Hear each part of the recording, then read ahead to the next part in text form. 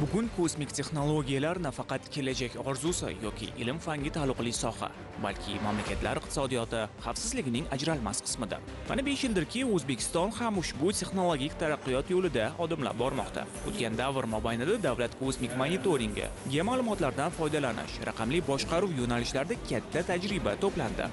2025-yilda esa O'zbekiston kosmik sanoati tarixida asrga tatigulik o'zgarishlar ro'y berdi. 25-yil boshida bizda ko'p kutilib kelingan shu kosmik sohani qonuniga hurmatli prezident tomonidan imzo chekildi. Bu juda ham katta bir yutuq. Chunki shu paytgacha bizning sohamizda aniq bir normativ hujjat bilan biriktirilgan, chegaralab belgilangan bir hujjat bo'lmagan. Shuning uchun bu qonunni qabul qilinishi bizning sohamiz uchun juda ham katta yutuq bo'ldi. Ushbu qonun bilan kosmik agentlikni, raqamli vazirlikni va boshqa vazirlik idoralarning aniq majburiyatlari, vakolatlari belgilab berildi. Bu esa o'z navbatida bizning keyingi qadamlar bosishimiz uchun bir juda ham katta va kuchli zamin bo'ldi. 2025-yil O'zbekiston kosmik sohasi tarixida muhim burilish nuqtasi sifatida ilk bor milliy qonunchilik tizimida kosmik faoliyatni to'liq tartibga solish to'g'risidagi qonunning qabul qilinishini keltirish mumkin. Shu tariqa mamlakatda kosmik faoliyat davlat siyosati, iqtisodiy rivojlanish va xavfsizlikning strategik yo'nalishi sifatida mustahkamlandi.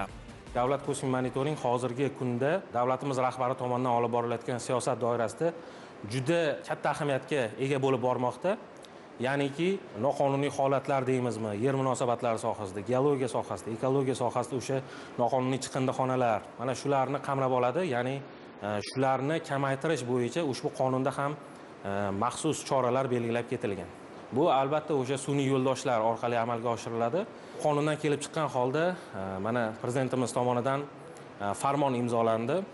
Bu o'sha aerokosmik texnologiyalarni iqtisodiyotning turli sohalariga joriy etilishini takomillashtirish masalalari keltirib o'tildi. Endi noqonuniy holatni va buni bartaraf etish choralari ko'riladi qonuniy tartibda. Mana O'zbek kosmik agentligi taqdim etdi, noqonuniy holat mana shu yerda kuzatilyapti deb.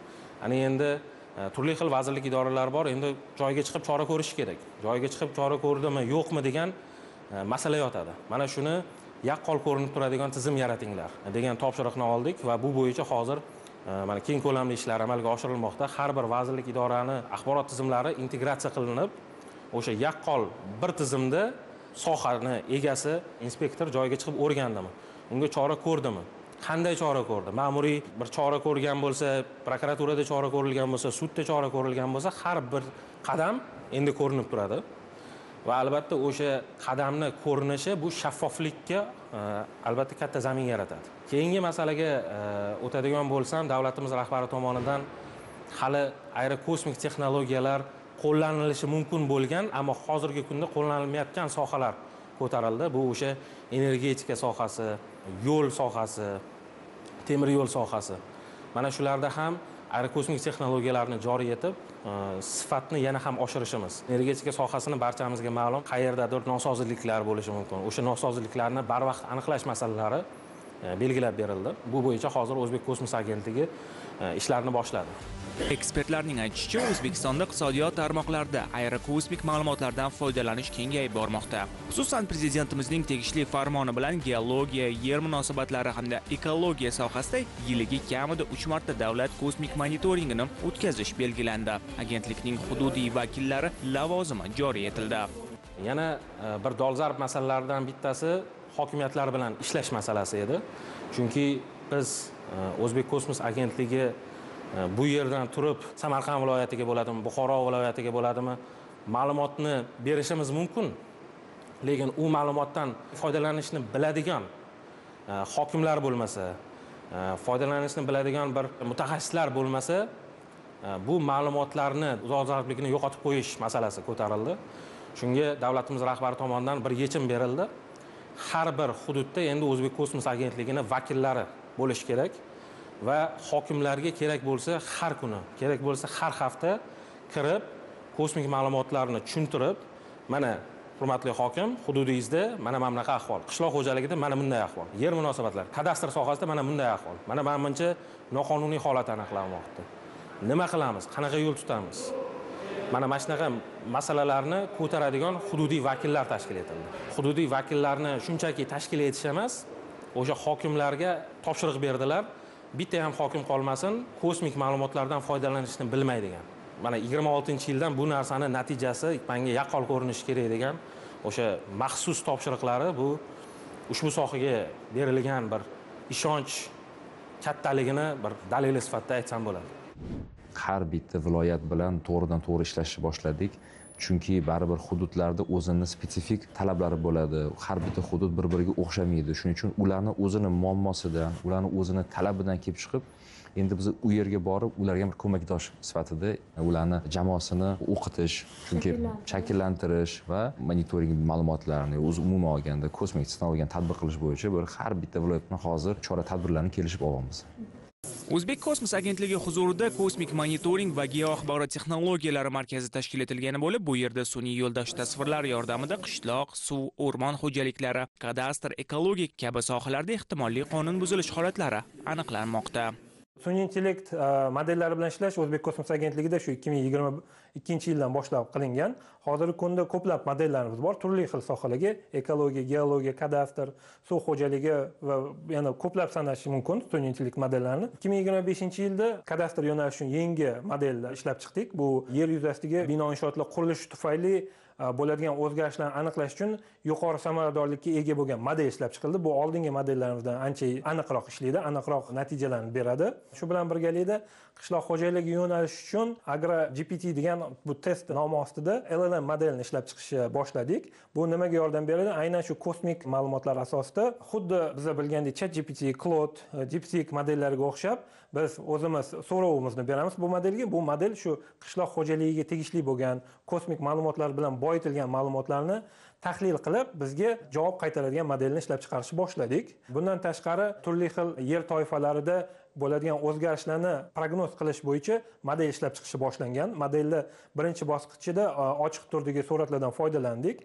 va modelni o'qitish ishlari yakunlandi va hozirgi paytda bu modelni yaxshilash uchun boshqa turdagi sun'iy yo'ldosh ma'lumotlari bilan boyitish ishlari amalga oshirilmoqda. Ya'ni qaysidir yer toifalari bo'yicha prognoz qilish ishlari ham olib borilmoqda. Shu bilan birga dolzarb ekologik mavzu bo'lgan havo ifloslanishi yo'nalishida ham sun'iy intellekt va dasturlash departamenti tomonidan yer yuzasi bilan atmosfera o'rtasidagi suzib yuruvchi gazlarni aniqlash bo'yicha portal ishlab chiqildi. Air Monitoring degan portal. Bu portalda asosan metan gazi, azot dioksidi, oltin gugurt dioksidi, bu havo sifatini monitoring qiluvchi portal ekologiya yo'nalishidagi ishlovchi tashkilot va idoralar kerak bo'ladi degan umiddaman. Shu bilan birga daraxt kesilishlar holatlarini monitoringini O'zbek kosmos agentligi olib boradi. Bunda o'sha sun'iy yo'ldosh suratlardan, kundalik suratlardan sun'iy intellekt modeli qaysi hududlarda daraxtlar kesilganligini aniqlaydi va signal sifatida bizni ochiq portalimizga ma'lumotlarni yuklaydi. Bu portalda xalq nazorati degan bo'limi ham bor. Ya'ni fuqaro daraxt kesilish holatini ko'rib qolgan bo'lsa, shu informatsiyani Telegram bot orqali shu portalga yuborishi mumkin va bu informatsiyalar ekologiya yo'nalishidagi tashkilotlar tomonidan qabul qilinib, bunga tegishli choralar ko'rilishi mumkin. Yerni masofadan zonlash yo'nalish bo'yicha xabaringlar bor. Shu davlat kosmik monitoring doirasida butun respublikani 7 ta iqtisodiy soha doirasida monitoring qilishni boshladik. Yil boshidan bu qishloq xo'jaligi yo'nalishida bug'doydan boshlangan bo'lsa, bu geologiya, kadastr yo'nalishi, ekologiya yo'nalishida, o'rmon xo'jaligi yo'nalishida, suv masalalari bo'yicha biz doimiy monitoringni yo'lga qo'yganmiz. Albatta bu yo'nalishlar bo'yicha ham mana shu keyingi 3 yil ichida juda ham katta ham hajm jihatdan ham texnologik nuqtai nazardan katta yutuqlarga erishdik. Ushbu ma'lumotlarimizni har bitta vazirlik idora bilan integratsiya qilib ularga yetkazib berish bo'yicha ishlarni to'xtatmasdan jadallashtirib boryapmiz. Albatta, kosmik tadqiqotlar yo'nalishida muvaffaqiyatga erishishning eng muhim omillaridan biri xalqaro hamkorlikni muvofiqlashtirish hisoblanadi. O'zbekiston kosmik sanoati bu borada tobora yirik o'yinchilar e'tiboriga tushyapti. Gap shundaki, 2025-yilda Avstraliyaning Sidney shahrida bo'lib o'tgan Xalqaro astronavtika kongressi, ramziy ma'nodagi Kosmos Expo'sida O'zbek kosmos agentligi delegatsiyasi mamlakatimiz nomzodini ilgari surdi va minglab xalqaro ekspertlarning yakdil qarori bilan Samarqand 2028-yilgi kongressni qabul qilishi belgilandi. Bu tarixiy voqea nafaqat mamlakatimiz, balki butun Markaziy Osiyo uchun ham kosmik sohada yangi davrni boshlab beradi. Kongressda 28-yilda bo'lib o'tadigan kongressga bizni raqobatlarimiz deb aytsak, bu Xitoy Xalq Respublikasi, Hindiston va Bahrayn bo'ldi. Kongressda biz o'zimizni imkoniyatlarimizni ko'rsatib berdik. Davlatimiz rahbari tomonidan mana shu sohaga berilayotgan e'tiborni mevasi sifatida mana shu kongressni butun dunyo hamjamiyati O'zbekistonda aynan Samarqand shahrida o'tkazilishiga ovoz berishdi va biz bu narsani yutuq sifatida olib kelib berdik. Men o'ylaymanki, bu nafaqat O'zbekiston Respublikasiga, balki butun O'rta Osiyo mintaqasiga bir juda ham katta bir yutuq hisoblanadi. Bu birinchi o'rinda xalqaro nufuz, MDH davlatlarini ichida ham bu kongressga mezbonlik qilgan davlatlar orasida bitta Ozarbayjon davlatini aytib o'tib ketishim mumkin. Boshqa hech qaysi MDH davlatlarida ham o'tkazilmagan, ya'ni biz MDH davlatlari ichida ikkinchi bo'lib bu kongressni o'zimizda o'tkazamiz. Mutaxassislarning aytishicha, xalqaro astronavtika kongressiga mezbonlik nafaqat ilm-fan va texnologiyalar rivoji uchun muhim maydon bo'ladi, balki mamlakatimiz iqtisodiyotiga ham sezilarli daromad keltiradi. Masalan, Sidneyda o'tkazilgan kongress Avstraliya iqtisodiyotiga qariyb 27 million AQSh dollari miqdorida daromad olib keldi. Samarqandda bo'lib o'tadigan anjuman 10 mingdan ortiq xalqaro mehmonlarni yurtimizga jalb qilishini inobatga olsak, xalqaro ko'rgazmalar orqali xizmat ko'rsatish va tadbirkorlik sohalarida katta iqtisodiy samara kutilmoqda. Bu kongressni o'tkazish juda katta effekt beradi. Birinchi o'rinda xalqaro imijimizga, ikkinchi o'rinda bu baribirga ham juda yuqori saviyali texnologik rivojlangan ekspertlarni O'zbekistonga kelishi, ya'ni ularni ko'pchiligi hali O'zbekistonda bo'lmagan, O'zbekiston bo'yicha o'zini tasavvuriga ega emas. Ya'ni bu ular uchun yana yangi bitta davlatni ochib beradi. Boshqa tomondan, ya'ni texnologik rivojlangan tomondan bu davlatni o'zligiga kashf etish imkoniyatini beradi. Undan tashqari turizm salohiyati uchun, ya'ni bu kongressga hozir bizani hisob-kitoblarimiz bo'yicha 8 mingdan ortiq xorijiy ekspertlar kutilyapti. Ya'ni bu ekspertlar deganda faqatgina ekspert urovenda emas, ya'ni bu kosmik agentlik rahbarlari, xalqaro tashkilotlar rahbarlari, juda katta texnologik kompaniyalar rahbarlari urovenda ishtirok kutilyapti. Ya'ni bu kongress faqatgina konferensiya urovenda o'tmaydi. Bu kongress o'zini plenarniy sessiyalar bo'ladi. Undan tashqari juda katta ekspo bo'ladi. Ya'ni bu eksponi o'zi ham boshqa o'sha texnologik rivojlangan davlatlardan ularni o'zini yengiliklari bilan ekspoda ishtirok etish imkoniyati bo'ladi. Undan tashqari bu xorijiy qismini agar bir chekkaga surib turadigan bo'lsak ham, kongress doirasida eng katta yutuqlardan bittasi yana bu kongressni alohida bir kun ajratiladi, ya'ni public day deydi. Xalq uchun ochiq kun bo'ladi, ochiq eshikli kuni bo'ladi. Ya'ni istalgan odam kongressga oldindan ro'yxatdan o'tgan holda kelib, o'z ko'zi bilan dunyoni shu sohadagi erishgan yutuqlari bilan tanishish imkoniyati bo'ladi. Ya'ni bu bizani yoshlar uchun ham juda katta imkoniyat beradi. Ya'ni yoshlar o'z ko'zi bilan O'zbekistonda kelib, dunyodagi o'sha kosmik sohadagi eng yutuq erishilgan natijalar bilan hammasi bilan tanishish, o'z ko'zi bilan ko'rish, qaysidir ma'noda shu biz o'zimiz ham endi 2-3 yildan beri bunda qatnashib kelamiz, ko'ramiz.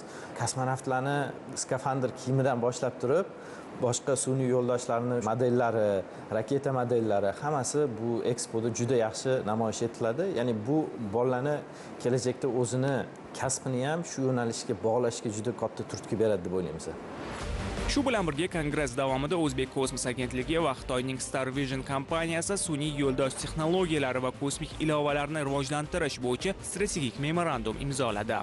Star Vision o'zining giperspektral sun'iy yo'ldoshlardan biriga Samarqand 2028 nomini berish taklifini ma'qulladi. Bu 2028-yil Samarqandda o'tkaziladigan xalqaro astronavtika kongressini ramziy ma'noda ifodalaydi. Shuningdek, memorandumga ko'ra Yerni masofaviy zondlashga mo'ljallangan mazkur yo'ldosh uchun sun'iy intellekt modulini O'zbek kosmos agentligi mutaxassislari ishlab chiqishadi.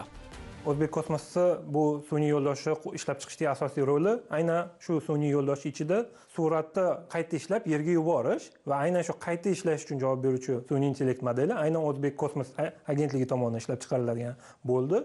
Bu model nimaga mo'ljallangan desangiz, bu model asosan qishloq xo'jaligi yo'nalishi uchun mo'ljallangan. Yanada aniqroq qilib aytganda, bu daladagi qaysi ekin turi ekilgan degan savolga javob berish. Bu nimaga yordam beradi? Surat olingan zahotidayoq unga qayta ishlov berish bo'ladi va tezda yerga qaytarib tushirish mumkin bo'ladi. Ya'ni tahlil kosmos o'zida bo'lib o'tadi. Bu ancha vaqt hisobini kamaytirishga yordam beradi. Qo'shma loyihada nima O'zbek kosmosga yoki O'zbekistonga foyda deyilganda, aynan shu katta masshtabli monitoring suratlarini biz o'zimizda yaratgan model orqali tahlil qilishimiz bilan o'zimizga qabul qila olib, bu ma'lumotlarni tegishli vazirlik idoralariga taqdim etib, qaror qabul qilishlikda yordam bera olamiz. Aynan shu narsa mani fikrimcha juda katta yordam beradi bizga. Satellite Markets manbasining ma'lumotlariga ko'ra, 2025-yil yakunlari bo'yicha kosmik sanoatning jahon iqtisodiyotidagi ulushi 613 milliard dollarga yetdi. Hozirda Yer orbitasida 12 mingga yaqin sun'iy yo'ldosh bor. Ularning qariyb 80% xususiy kompaniyalarga tegishli. Kosmik sanoat shunchalik rivojlanib borayotgan ekan, nega haligacha O'zbekistonning shaxsiy sun'iy yo'ldoshi yo'q degan savol tug'ilishi tabiiy. Bundan 5 yil oldin O'zbekiston xorijiy hamkorlar, xalqaro tashkilotlar yordamida o'zining sun'iy yo'ldosh infratuzilmasini yaratishi mumkin edi. Lekin savol tug'ilardi. Keyinchi degan. O'sha paytda sun'iy yo'ldosh imkoniyatlardan to'laligicha foydalana oladigan kadrlar bo'lmagan. Shu bois O'zbekiston dastlabki taraqqiyot yo'lini an'anaviy klassik kosmos yo'nalishidan emas, aksincha texnologik rivojlanish modelidan boshlaydi. Hozirda aynan bu yo'nalishda iqtisodiyotga real foyda keltiradigan tadqiqotlar, aynan modellar yaratilgan va hozir mana shu fundament asosida klassik yo'nalishda ham dastlabki qadamlar tashlangan. Aniqroq aytadigan bo'lsak, 7 nafar o'zbekistonlik magistrant hozirda Yaponiyada tahsil olib, O'zbekistonning qaysi ma'noda birinchi ilmiy sun'iy yo'ldoshini yaratish bo'yicha tadqiqotlar olib bormoqda. Ayniqsa muhtaram prezidentimiz tomonidan belgilab berilgan aniq strategik yo'nalishlardan kelib chiqqan holda biz eng iqtidorli, respublikamiz miqyosida eng iqtidorli 7 nafar yoshlarni Yaponiyaning Kyushu institutiga o'qishga yuborganmiz. Bu yoshlarimiz sun'iy yo'ldoshni ishlab chiqish va uchirish bo'yicha amaliy ko'nikmalarga ega bo'lib, O'zbekistonning milliy komandasi bo'lib O'zbekistonga qaytib kelishadi. Ya'ni ular o'qishlari oddiy o'qishlarga o'xshamaydi. Ular magistratura dasturida xalatlarni kiyib laboratoriyalardan chiqishmaydi va ular O'zbekistonning birinchi milliy ilmiy sun'iy yo'ldoshini orbitaga uchirishadi. 7 nafar qorako'z yurtdoshlarimizdan biri Abbos Akromov. U O'zbek kosmos agentligi tomonidan e'lon qilingan tanlovdan so'ng Kunchiqar davlatning oliy ta'lim va tadqiqot bo'yicha eng ilg'or Kyushu universitetining magistratura dasturiga grant asosida qabul qilingan. O'zbekistonlik talabalarga o'qish davomida har oy taxminan $1200 miqdorida stipendiya to'lab boriladi. Qahramonimizning aytishicha, ushbu oliygohda dars o'tadigan professorlar bevosita sun'iy yo'ldosh va raketalar yasash jarayonida ishtirok etgan. 7 ta talaba sun'iy yo'ldoshni 7 xil qismda ishlayapmiz. Ko'pini nomi inglizcha EPS, OBC, COM va biz bu narsalarni keyinchalik o'zbek tiliga ham terminlarni tarjima qilishni reja qilganmiz. Men hozir 2 ta qismda ishlayapman. Birinchisi kommunikatsiya, ya'ni sun'iy yo'ldosh va yer o'rtasidagi kommunikatsiyani ta'minlash bo'yicha va ikkinchi ishlayotgan qismim bu backplane board deyiladi, ya'ni barcha qismlarni yig'ib turadigan mexanik va elektrik interfeys desa bo'ladi. Umuman olganda hamma o'z qismida ishlaydi va kerak bo'lganda bir-birimiz bilan aloqa qilib, bir-birimizdan o'rganib, bir-birimiz bilan kerakli qismlarni muhokama qilib ishlaymiz. Eng zo'r tarafi bizga dars beradigan professorlarimiz kuchli tajribali, juda kuchli mutaxassislar kelgan. Shu Yaponiyani JAXA degan kosmik texnologik agentligi bor. O'sha joyda ishlashgan. Bu joyda tajribalari bor, 20 yildan ziyodli tajribalari bor va bu bizga katta foyda beradi. Faqatgina shunchaki nazariy o'rgangan insondan emas, amaliyotda bajargan insondan biza bilim olishga imkoniyatimiz bo'lyapti. 7 nafar yosh muhandis-konstruktor 2 yil davomida magistratura bosqichida kosmik apparatlarni loyihalash, yig'ish va sinovdan o'tkazish bo'yicha sir-sinoatlarni o'rganishadi. Xususan 2027-yilda 10 kilogramlik kichik sun'iy yo'ldosh modelini pilot loyiha sifatida koinotga uchirish rejalashtirilgan. Avvalambor bu programma uchun prezidentimizga minnatdorchilik bildirmoqchiman, chunki bu juda zo'r o'ylangan programma. Nimagaki? Chunki biz shunchaki boshqa bir tashkilotga sun'iy yo'ldosh yasatirsak bo'lardi. Bunday qilinmadi. Avvalambor inson resurslarini oshirishdan boshlandi. Qaysiki juda ham to'g'ri qaror bo'lgan. Biz kelajakda o'zi kosmik muhandislik bo'yicha O'zbekistonda Yaponiya, Germaniya, dunyoning rivojlangan davlatlari darajasiga olib chiqish niyatimiz bor. O'zbekiston kosmik monitoringi sohasida mustahkam poydevorni o'rnatdi. Endi esa navbat koinotni zabt etishga. Bu yo'ldagi dastlabki qadam ta'lim sohasidan boshlandi. E'tiborlisi, ta'lim loyihalari faqat Yaponiya bilan cheklanmaydi. O'zbek kosmos agentligi tomonidan maktab va universitet darajasida KenSat, yosh muhandis, Unicat, SpaceBus kabi tanlovlar yo'lga qo'yilgan. Demakki, O'zbekiston bayrog'i tushirilgan havo kemasi yoki sun'iy yo'ldoshni yerdan kuzatish endi orzu emas, balki real voqelikka aylanib borayotgan jarayondir. 2025-yilda O'zkosmos agentligi tomonidan kosmos sohasida kadrlar salohiyatini yaratish bo'yicha juda katta ishlar amalga oshirildi.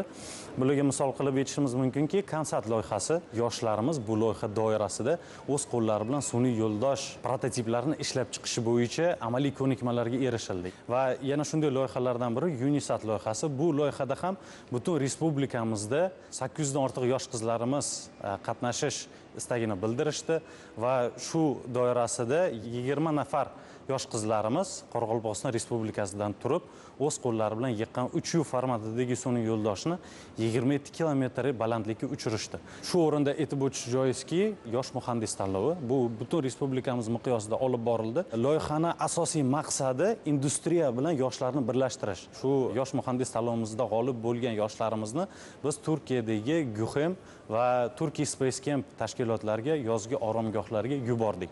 U yerda yoshlarimiz aynan shu kosmik texnologiyalar bo'yicha amaliy ko'nikmalarga ega bo'lib, O'zbekistonga qaytib kelishdi. Yoshlarimizga qaratilgan loyihalardan biri SpaceBus loyihasi. Bu juda katta loyihalardan biri. Bu loyiha yoshlarimizni 4-6 hafta davomida kosmik texnologiyalarga qiziqtirish bo'yicha amaliy darslar o'tib boriladi va oxirida yoshlarimiz VR va AR texnologiyalar yordamida ya'ni yerdan uchish simulyatsiyasini o'tishadi. Tasavvur qilyapsizmi? Yoshlarimiz aynan yerdan orbitaga uchish protsessini o'zlari his qilib ko'rishlari mumkin bo'ladi. Va El-Yurt Umidi fondi bilan birgalikda biz respublikamiz miqyosida eng iqtidorli yoshlarimizni chet elga o'qishga yuboramiz. Aynan kosmik texnologiyalarga yo'naltirilgan. Hozirgi kunda 18 nafar yoshlarimiz Amerika Qo'shma Shtatlarida, Buyuk Britaniyada, Germaniyada va boshqa davlatlarda aynan kosmik texnologiyalar bo'yicha bakalavr, magistratura dasturlarida va PhD dasturlarida o'qishni davom ettirib kelishmoqda. Va ular qaytib kelishgandan so'ng O'zbek kosmos agentligi safida bizni strategiyamizga bog'langan holda o'z ish faoliyatlarini davom ettirishadi. Mamlakatda fazoviy tadqiqotlar rivojlanar ekan, tabiiyki kosmik ta'limga bo'lgan ehtiyoj ortadi. Etik muhandislar, zamonaviy fikrlaydigan dasturchilar, sun'iy intellekt imkoniyatlarini to'liq o'zlashtirgan yoshlar esa bu borada eng muhim tayanchdir. 26-yilda bizani asosiy yo'nalishlarimiz bu davlat kosmik monitoringini yana jadallashtirish. Bundan tashqari mana shu kosmosni element sifatida ta'limga integratsiyani yana kuchaytiramiz. Mana SpaceBus loyihamiz, Mission Moon loyihamiz va boshqa juda ham ko'p mana bog'cha, maktab darajadagi o'quv dasturlariga biz o'zimizni dasturlarimizni kiritib boryapmiz. O'ylayman bu narsa o'zini natijasini albatta lagerlarni ko'paytiramiz, hakatonlarni ko'paytiramiz. Bolalarni texnologiyaga, texnokratiyaga qiziqtirib, eng asosiy bizning yo'nalishimiz shu bo'ladi.